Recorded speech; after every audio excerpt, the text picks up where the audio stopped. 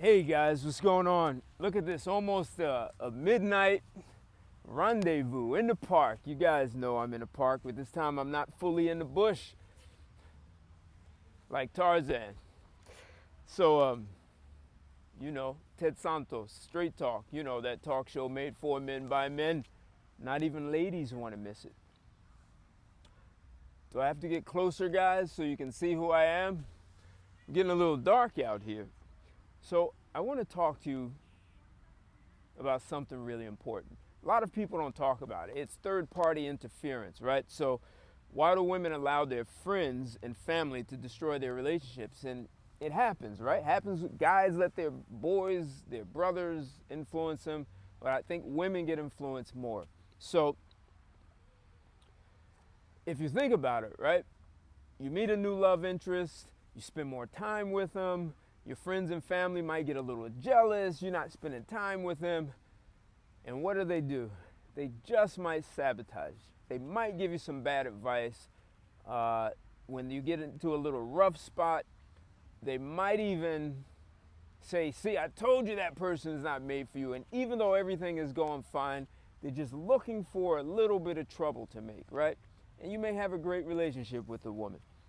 So as you spend more time with her, hell, you're enjoying it. But her friends just might not like it. And one of the biggest reasons they may not like it is because she's got a friend who's a bitter girl sitting at home alone and no one wants her. And you've got a woman who's doing the right thing. So her friend, the saying, misery loves company. So some relationships make it through that and some don't. So today, I want to share with you about one relationship that didn't work. And you guys know I've interviewed people before. I do that live stream, with me and the other person in another state. But this time, I want to share something really personal and intimate about my own life. I'm going to share with you about a relationship I had that didn't survive that kind of third-party interference. So I want to cheat on my sheet here. so it's with a woman I lived with for 3 years. And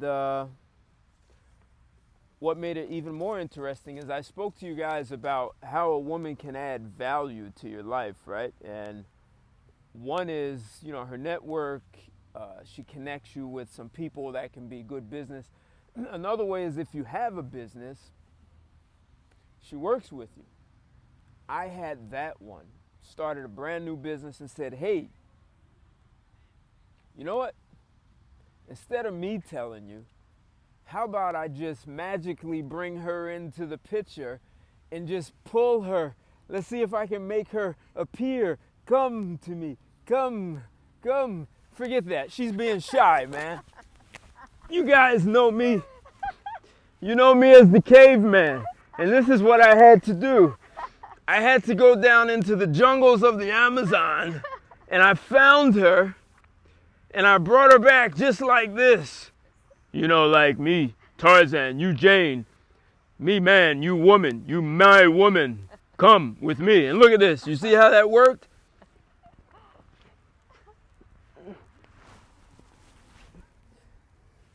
So I'm going to let you tell her. And for any of you who say, oh, you didn't know her.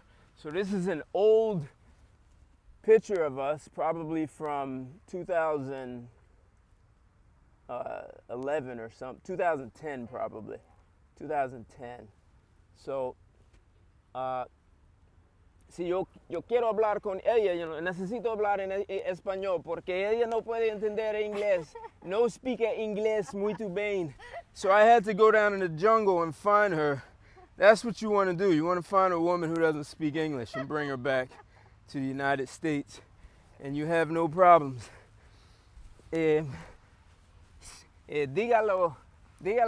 hello to the people. Say, Hola. See, she speaks English, a little Spanish, English, Spanglish, right?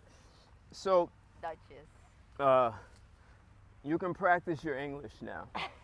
So how about you practice some English? And you want to sit on this?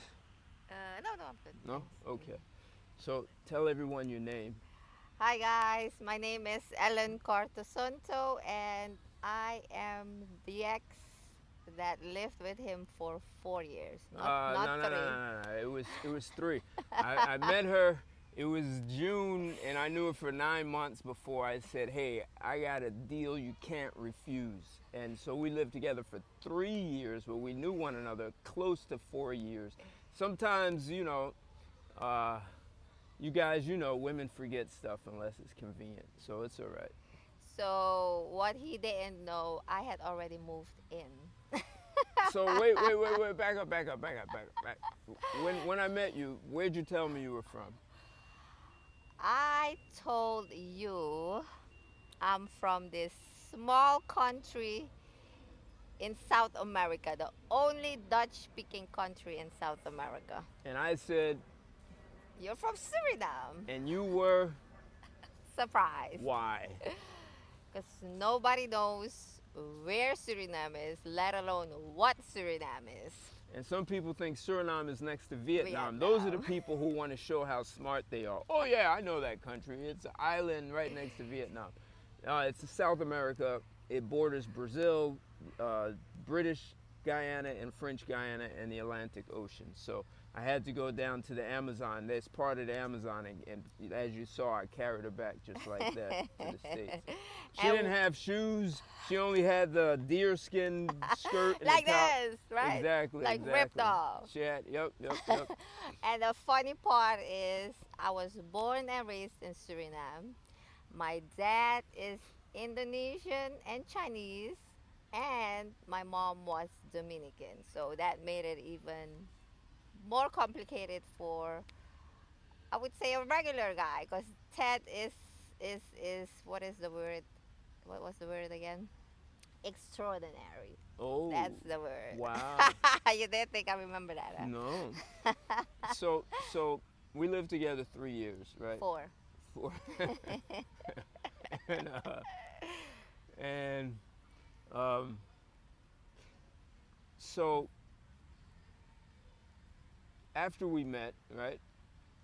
Tell people how you actually picked me up on the street. Tell that story, how we actually met, how you did the smooth, slick pickup artist on How I picked him up. me. You picked me up. It was a smooth. Guys, this is how you know when a woman is picking you up. This is the smoothest line in the world. This is when you know you're getting picked up. So I was, I would On say, the phone. close-minded. I would call it.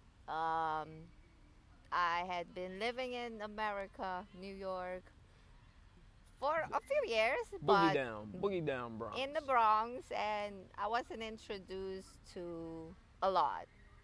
And I was working in this big city, and I was hungry. I had started, maybe it was my first week, and I was hungry. So what do we all know? McDonald's is all over the world. I was looking for a McDonald's. And who do I see? Well, I had asked one person already, and it happened to be a tourist, because it was a touristic area. And then I see a guy with a suit. I'm like, okay, this guy, he must know where where he's going, or. And I stopped him, and he didn't know where McDonald's is, obviously, because he is vegetarian. So that's something, another personal thing about him. So she stopped me to ask where McDonald's was. And it was literally the next block over. She knew it. She was just picking me up. It was the ultimate pickup line, man. And So where did you take me? I didn't know where it was. So I said, hey, actually, no, what I did, guys, is I stepped in the street and I said, I think it's down there. And I looked at her ass and said, okay, if this is not a pick, if she doesn't want McDonald's, then I can work with that. And Now who picked who up then? I said, if she's picking me up, I'm going to go with it because I can work with it. So I just walked down the street. I didn't know where I was going. And she went inside someplace and a delicious chicken. No, he took me to this nasty chicken place so I could call him back and he could invite me to a nice dinner, and that's what happened. Yes. So I invited her to a dinner. We went out. Where was it again? Brazilian. It was on the same street. Oh, I remember. 46. I Yep. remember. Brazilian restaurant. So, and so when she comes to my house, apparently she had no intention of leaving because she just kept leaving stuff, like bagfuls. Like, I'm trying to figure out how do women do this? Spraying the bed with perfume in case you know how animals leave their scent. That's what she was doing. So then I asked you if you would work with me. I said, I want to start a new business. I'm going to do these CEO roundtables. And I said, you won't have to pay any rent, nothing. I'll take care of everything. I actually learned a lesson from Donald Trump. His first wife, he never paid her a salary, but he bought her clothes, he took her on vacations, he paid for any training, all of that. So I get to write that off on my taxes. So that was our deal. Time I hear that. And so, yeah, I told you before, just you forget some things. It's all right. I Though. forget a lot of things. I'm getting old. All right. So we're working with CEOs, and she's from Suriname. How many people live in Suriname? Over now, we would say about 600,000. Okay, when I met you, it was about 450,000 Right. people living there. Hmm. Little tiny country. Nate, the national language is Dutch, but lots of people speak English. And I said, my business is going to cater to CEOs. We're going to have two types. Middle market means they have 100 million, minimum 100 million to a billion, and these retired CEOs, we're going to bring them all together in this one place.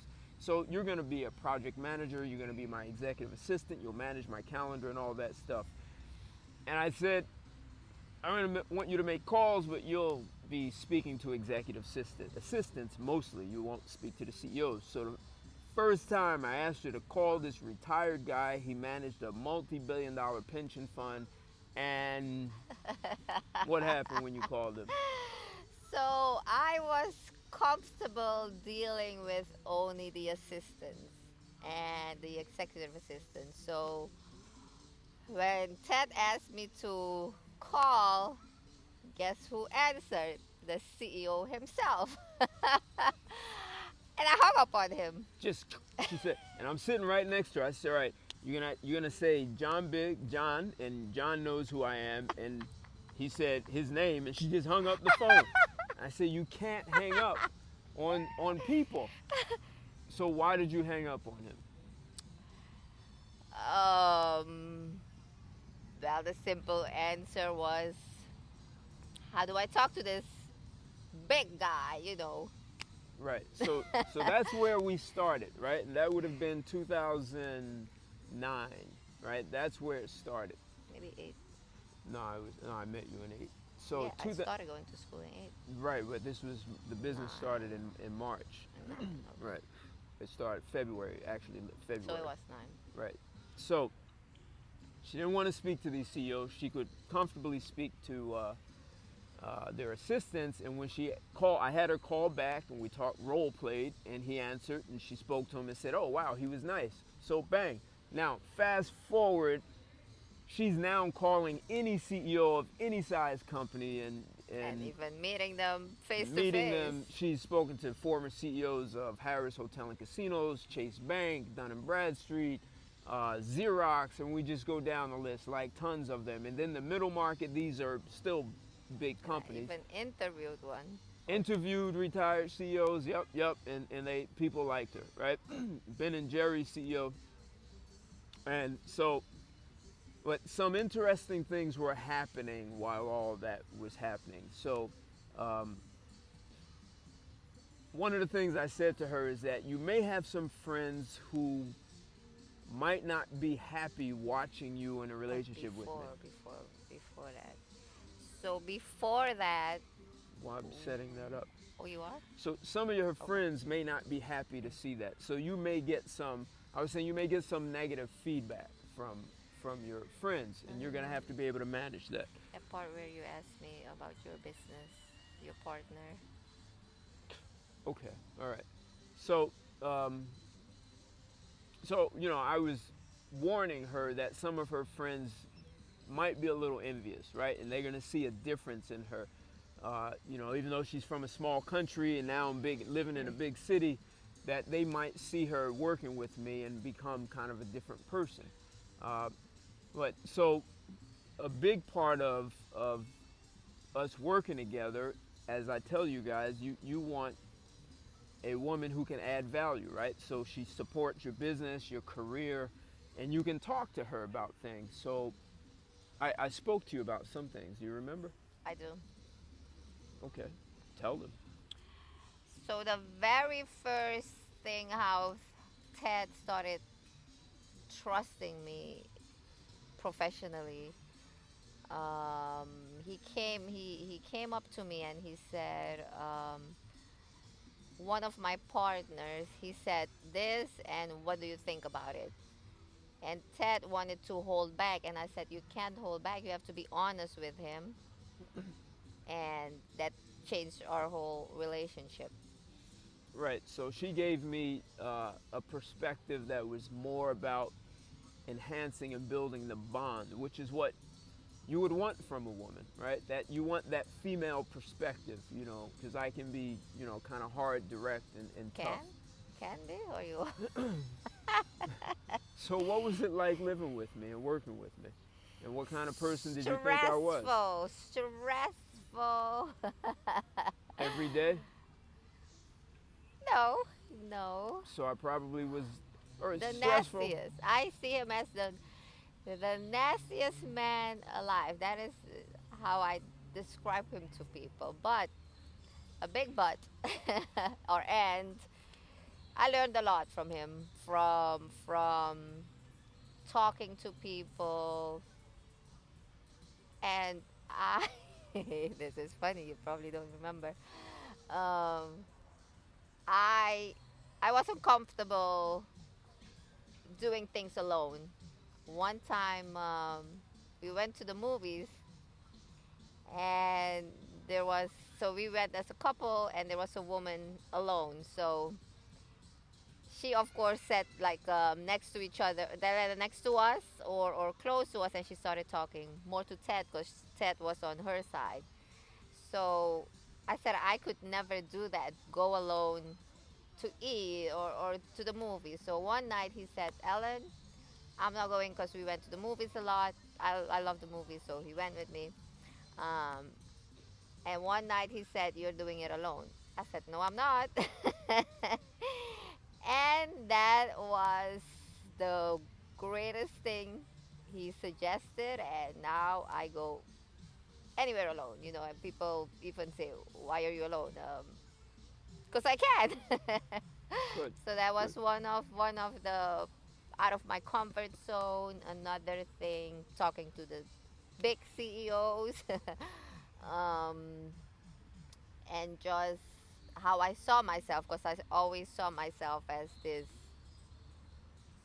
small girl, or this girl or woman, young woman in a small country, and not knowing how to talk to people, and yeah, so it opened a different different side of seeing the world. And so while while all this was going on, you did have some people who were actually from the first time you met me, and friends and family who met me. How many people gave you words of encouragement to be with me? No one. I can't hear you. Say that again. No one. Why? What? So what kind of things did they tell you? um he is a womanizer. He Oh my God, I can go on and on to Right. what I one. entertain all the women. I'm a player. I'm a player. I'm a womanizer. I'm gonna control her because she was 24 and I was a little bit older than 24. And A little older. uh, A lot but older. I still represent today's youth. Yeah, bigger, stronger, faster.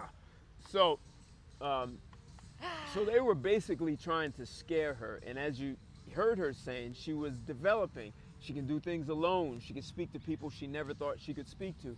And they were giving her words of discouragement to Well, deal not with me. trying to scare me. They did scare They me. did. They So, did. It did work. So that's why whoa, whoa, 2020 we're whoa, not whoa, whoa, together, whoa, whoa, hold on, hold or on. 2012. So at some point, she decided to take life and do it her way.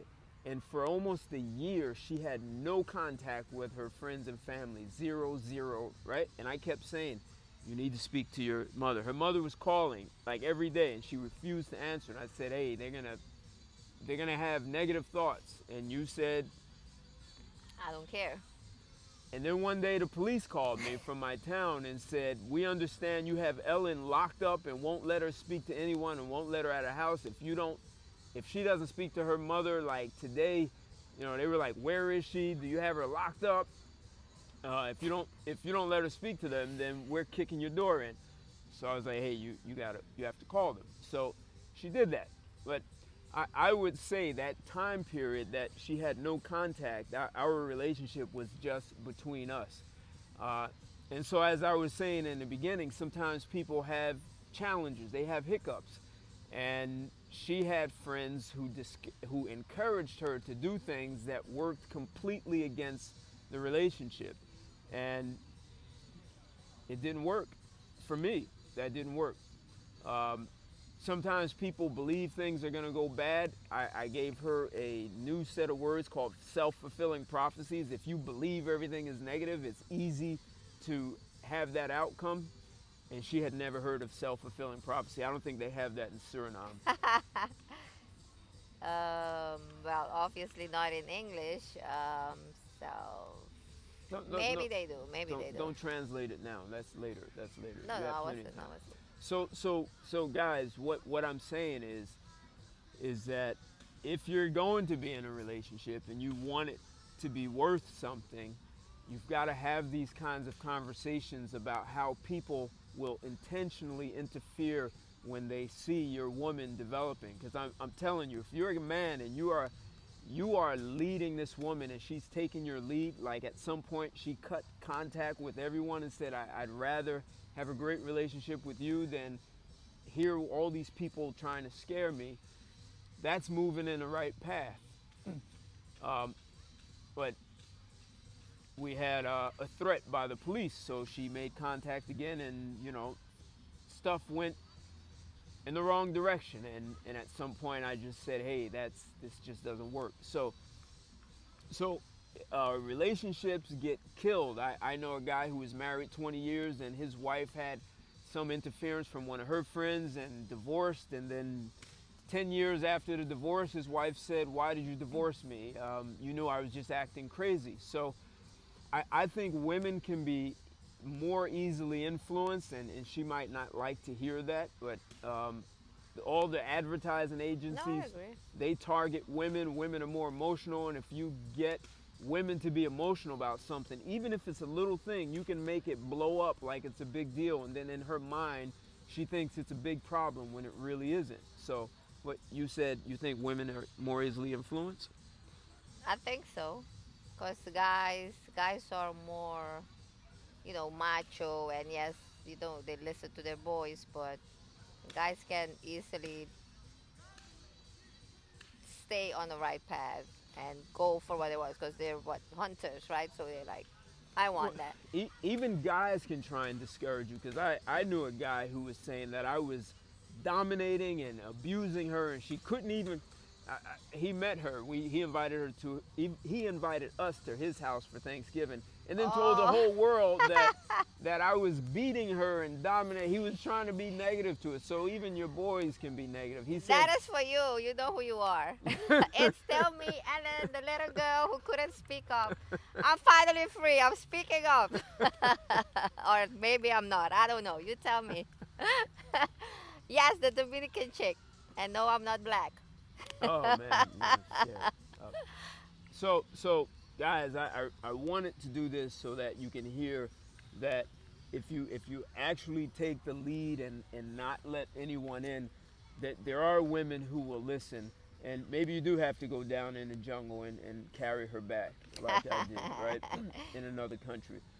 Or when that woman is pretending to like she doesn't know where McDonald's is, that's a pickup line, man. Don't even like just be cool about it, but you know those are pickup lines that women use. They won't be direct, and they'll deny it for their whole life that it wasn't a pickup line. But I'm telling you, I was there. So, um, listen, you absolutely do not want a woman leading you, and you do not want other people in your relationship leading her. Because if they do, then it's going to end up as you're going to be like me telling a story about what happened years ago. And it's getting pretty dark out here. So do you want to give any words of advice to any of the women or the men who are listening? Well, everyone who's listening, if you really care for your partner and you really see a future, just go for it. And of course, you'll always have influence from, I don't know, your parents, your friends. But if you think, you'll marry her one day, um, just go for it and try to just do as many things together as opposed to just listening to outsiders who especially don't know, somebody who maybe is not in a relationship, and and sometimes it can be your close friends, and you think, yeah, I've known her for a long time, or I know I've known them for him for a long time, and sometimes you're gonna learn the hard way that those are the people who really don't want to see you happy. Sadly, that's the truth, but just go for it. And I hope you guys like this video, and thank you for listening to us. And guys, you know what I say. You always make it clear. Me, man. You, woman. You have to show caveman, and she will submit to you, man. She will follow. She may run her mouth a little bit, but you just have to show who is man and who is woman together. Who is man? Who? And who is woman? No, who was man? Was I man? Yes, and who is Good. woman? She was woman. Okay? See, still she knows it. Hey guys, like this video, share it, Thank you. and thanks for listening. And I'll see you guys soon with another video.